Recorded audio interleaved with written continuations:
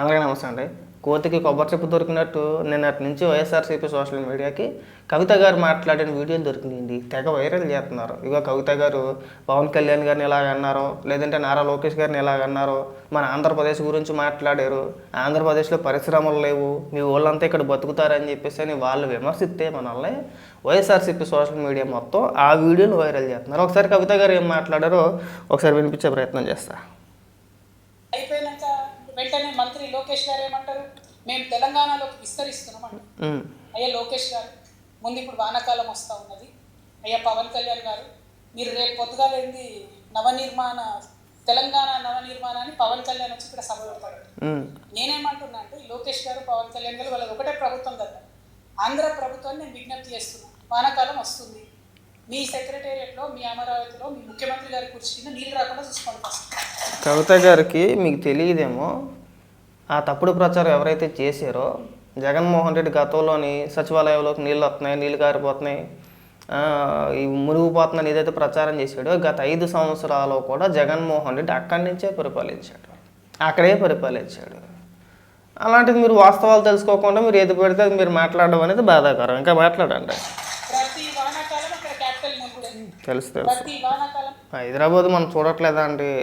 గట్టిగా 4 వర్షాలు పడ్డాయంటే కనుక హైదరాబాద్ ఎక్కడికక్కడ మునిగిపోద్ది. మనకు తెలిసిందే. మునిగిపోవడం గురించి మనం మాట్లాడుకోకూడదు. మాట్లాడండి. అక్కడ క్యాపిటల్ మునుగుడే అంటే ఎంత అవమానం మీద ఆంధ్ర ప్రజలకు చెప్పండి. నాయకులేమో వాళ్ళు ఇప్పటికీ కూడా ఆంధ్ర మంత్రులు వచ్చి హైదరాబాద్లో ఆపరేషన్లు చేయించుకొని పోతారు. 12 ఏళ్ళు అయింది, అక్కడ కట్టుకోరాదనే హాస్పిటల్. మీ ప్రజలకు ఎట్లా మరి? మీరంటే కార్లు ఉన్నాయి, రయ్యలుగా వచ్చిపోతారు. ప్రజలకు ఎట్లా? వాళ్ళు ఎక్కడికి పోవాలి? అయితే నెల్లూరులో ఉన్న వాళ్ళు చెన్నైకి పోవాలి, అక్కడ ఉన్న వాళ్ళు బెంగళూరు పోవాలి, అనంతపురం వాళ్ళు లేదా విజయవాడ దగ్గర ఉన్న వాళ్ళంతా హైదరాబాద్కి రావాలి. అంటే ఇప్పటికీ కూడా మీ ప్రజలకు హాస్పిటల్ కట్టరు, ఇప్పటికీ మీ ప్రజలకు కావాల్సిన వసతులు ఇయ్యరు. మీ రాజకీయ అవసరాల కోసం మాత్రం తెలంగాణ మీద పడేస్తారు. ఏడ్చేది మేం కాదండి, మీ తెలంగాణలో ఉన్న మేధావులే మా మీద పడి ఏడుస్తారు. మీ తెలంగాణలో ఉన్న కొంతమంది మేధావులు తెల్లారి లెగిస్తే మా మీద పడి ఏడుస్తారు. ఇంకా చాలా మాటలు మాట్లాడారు ఆవిడ. నెల్లూరులో శ్రీ సిటీ ఉంది, వాళ్ళు ఇక్కడికి వస్తే అంటే ఆంధ్ర ప్రజలను ఉద్దేశించి రావచ్చు, పోవచ్చు, ఉండొచ్చు, వెళ్ళొచ్చు, వ్యాపారాలు చేసుకోవచ్చు, తప్పేమీ కాదు, పరిశ్రమలు పెట్టవచ్చు, మేము కాదనట్లేదు. అవసరమైతే శ్రీ సిటీలో ఆ శ్రీ సిటీ ఎవరైతే ఇచ్చేసుకున్నారో వాళ్ళని కూడా మేము పిలిపిస్తున్నాము, ఇక్కడికి రావచ్చు, మేము రెడ్ కార్పెట్ వేస్తాం, ఇక్కడ పరిశ్రమలు పెట్టవచ్చు అని చెప్పేసి బ్రహ్మాండంగా మాట్లాడారు. మీ రాష్ట్రంలో మీకున్న అదృష్టం, మేము చేసుకున్న దురదృష్టం, మేము చేసుకున్న పాపం ఏంటంటే మీ రాష్ట్రంలో ఏ రాజకీయ నాయకుడు కూడా రాజధాని పైన గురించి కానీ, లేదంటే కంపెనీల గురించి కానీ, లేదంటే ఇంకొక దాని గురించి కానీ ఎవరు కూడా వ్యతిరేకంగా మాట్లాడరు. ఉదాహరణకి మేము ఉన్నాం, మా రాష్ట్రం ఉంది. మా రాష్ట్రంలో మేము అమరావతి రాజధాని విడిపోయిన తర్వాత మా రాజధాని అమరావతి అని చెప్పేసి నిర్ణయించుకున్న తర్వాత, అసెంబ్లీలో ప్రకటించుకున్న తర్వాత జగన్మోహన్ రెడ్డి అధికారంలోకి వచ్చిన తర్వాత నాకు అమరావతి వద్దు, నాకు 3 రాజధానులు కావాలి అన్నాడు. 2014 నుంచి 2019 వరకు అప్పటి ప్రభుత్వం, అప్పటి టీడీపీ ప్రభుత్వం రాష్ట్రానికి పరిశ్రమలు తీసుకొస్తే మా పోటీగాడు వచ్చిన తర్వాత, మా జగన్మోహన్ రెడ్డి ముఖ్యమంత్రి అయిన తర్వాత పరిశ్రమలు రాష్ట్రంలో ఉండడానికి వీలు లేదు, ఇది అవినీతి, భూములు దోచుకున్నారు, భూములు దోచిపెట్టారని చెప్పేసి అని వచ్చిన పరిశ్రమలన్నింటినీ కూడా వెనక్కి పంపించేశాడు.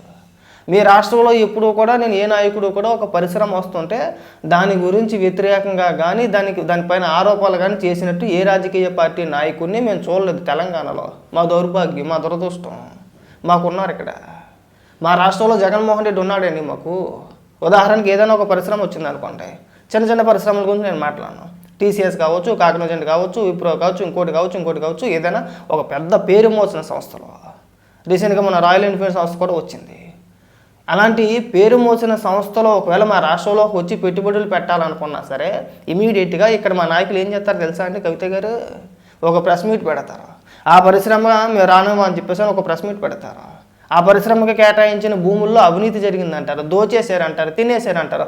మళ్ళీ మేము వస్తే ఆ భూములు వెనక్కి తీసుకుంటాం, ఆ పరిశ్రమ వెనక్కి తరిమేస్తామని చెప్పేసి ఇక్కడ మా జగన్మోహన్ రెడ్డికి సంబంధించిన నాయకులు ఇక్కడ ప్రెస్ మీట్లు పెట్టి మాట్లాడతారండి. మా దౌర్భాగ్యం అది మా దౌర్భాగ్యం. మీ రాష్ట్రంలో లేరు. మీరు చేసుకున్న అదృష్టం అది, మేము చేసుకున్న పాపం ఇది, మా దురదృష్టం ఇది.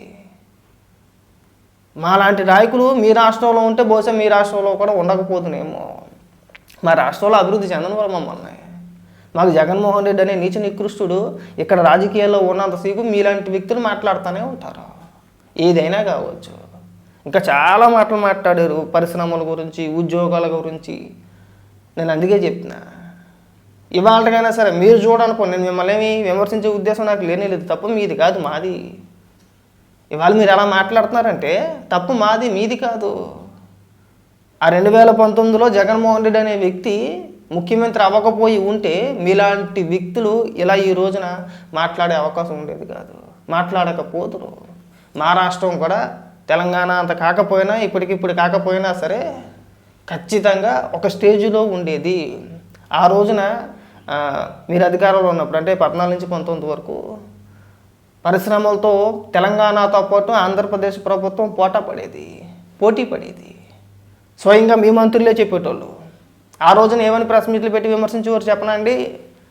అప్పుడు తెలుగుదేశం ప్రభుత్వాన్ని మనకు రావాల్సిన పరిశ్రమ ఆంధ్రప్రదేశ్ తీసుకెళ్ళిపోయిందని చెప్పేసి అని మీరు అధికారంలో ఉన్నప్పుడు, అప్పుడు ఇప్పుడు కాదు 14 టు 19 మధ్యలో మీరు అధికారంలో ఉన్నప్పుడు మీరు మాట్లాడేవారు, మీ మంత్రులు మాట్లాడారు, మీ మంత్రులు విమర్శించారు, మనకు రావాల్సిన పరిశ్రమను తీసుకెళ్ళిపోతున్నారని చెప్పేసి అని. 19 నుంచి 24 వరకు ఎలా ఉండేది చెప్పనా? హరీష్ రావు గారు అనుకుంటా చాలా సందర్భాల్లో ఆంధ్రాలో జగన్మోహన్ రెడ్డి ఉండడం మనకు కావాలయా? మన రాష్ట్రానికి పోటీ లేదు, పరిశ్రమలు చక్కగా వస్తున్నాయి. గతంలో తెలుగుదేశం ఉన్నప్పుడు అలా ఉండేది కాదు, మనకు రావాల్సిన పరిశ్రమలు వాళ్ళు తీసుకెళ్ళిపోయేవారు. ఇప్పుడు మనకు ఆ బాధ లేదు. ఆంధ్రప్రదేశ్లో జగన్మోహన్ రెడ్డి ఉంటేనే మనకు మంచిది, మన రాష్ట్రం ఇంకా ముందుకెళ్తుంది, మన రాష్ట్రానికి ఇంకా పరిశ్రమలు వస్తాయి, అక్కడ అలాగే ఉండాలి, జగన్మోహన్ రెడ్డి ఉండాలి అని మా రాష్ట్ర నాశనాన్ని కోరుకున్నారు.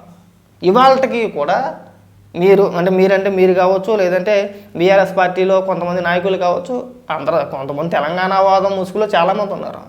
వీళ్ళంతా జగన్మోహన్ రెడ్డిని గుడ్డుగా ఎందుకు మద్దతు ఇస్తారండి? కొంతమంది మేధావులు కావచ్చు. ఎందుకు మద్దతు ఇస్తారండి?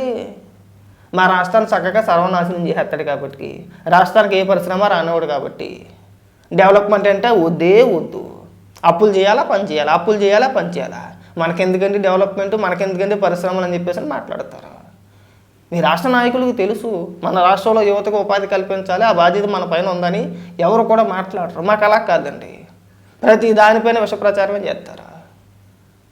ఇప్పుడు చూడడానికి కావాలంటే మీరు ఒకసారి ఆలోచించండి. మీరు కూడా మాట్లాడారు కదా మావిగాను గురించి.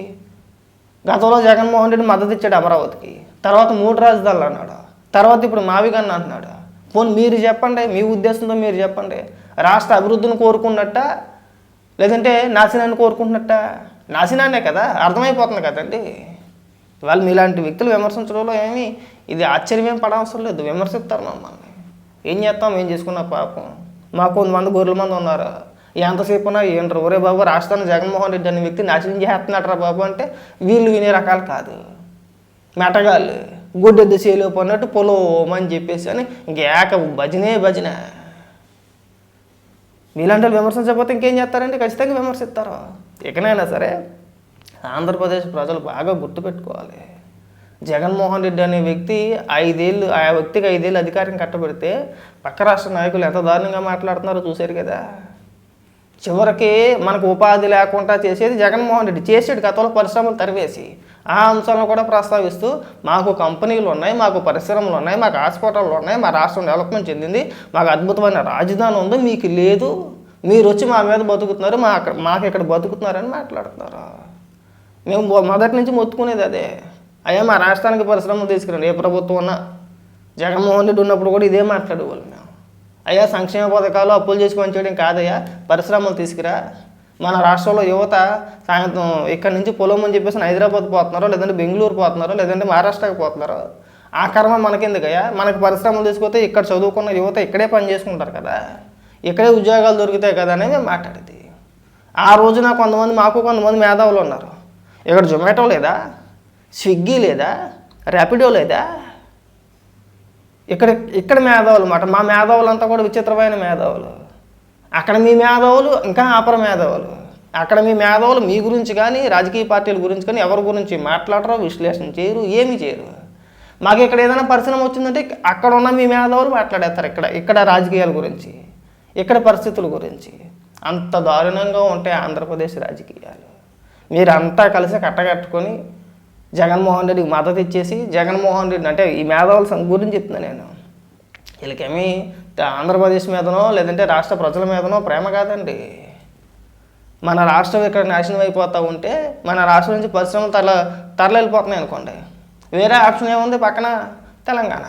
తెలంగాణ అని చెప్పేసి నేను ఖచ్చితంగా ఎలా చెప్తున్నానంటే, ఉదాహరణకి అమర్ రాజా ఉంది కదా. అమర్ రాజా పైన ఏ విధంగా విషం కక్కారండి వీళ్ళు?